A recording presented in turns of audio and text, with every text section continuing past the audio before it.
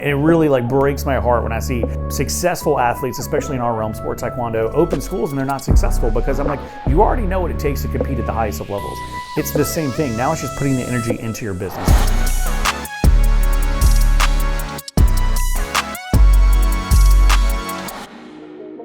What's up guys, Donovan here, and today we have Torin Teaster with me. He is one of the owners and managers at our Charleston Taekwondo North Mount Pleasant location. That is our second location that we ever own. So Torin, thanks for joining me today. Of course, thanks for having. So Torin, kind of catch us up. One, you're young, so I always forget, how old are you?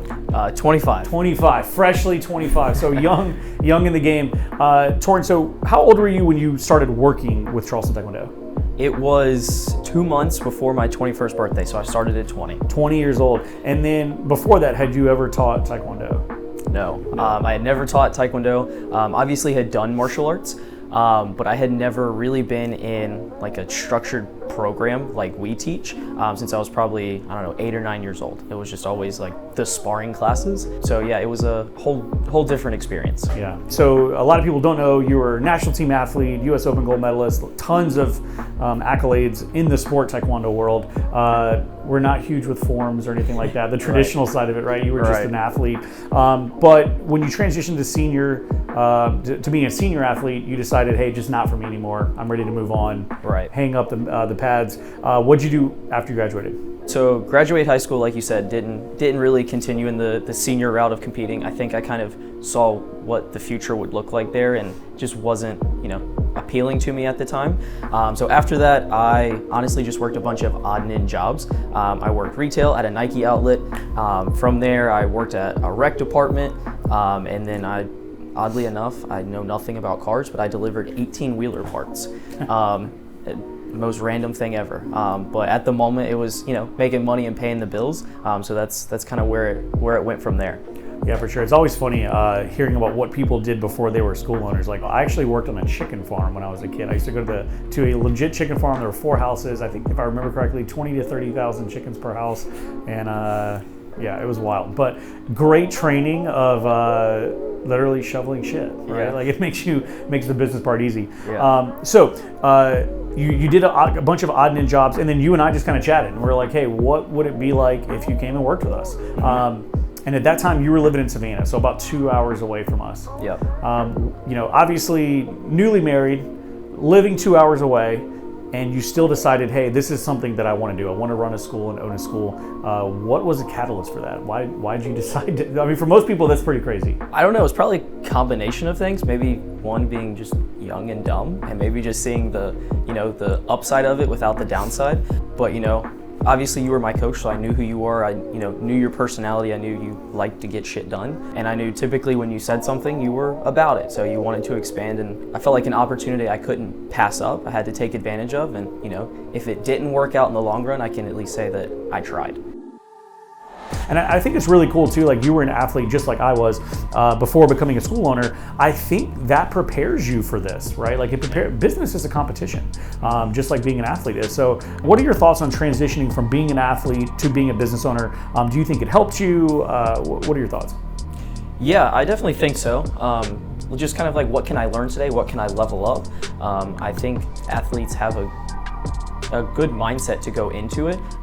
You just got to do the work like you do when you're competing. There's no secrets to it. Like, how do you get a better roundhouse kick?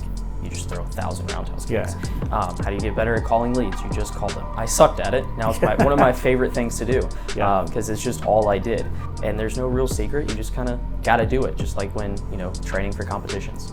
Yeah, absolutely. I think it's such an easy transition personally, and it really breaks my heart when I see successful athletes, especially in our realm, sport taekwondo, open schools and they're not successful because I'm like, you already know what it takes to compete at the highest of levels. It's the same thing. Now it's just putting the energy into your business. It's putting the energy into marketing, sales training, lead reach out, training your team, hiring and training teams. It's the same work. It's just a different avenue. And I think if you can hit those things, you can be super successful. And like you mentioned too, it just becomes a game.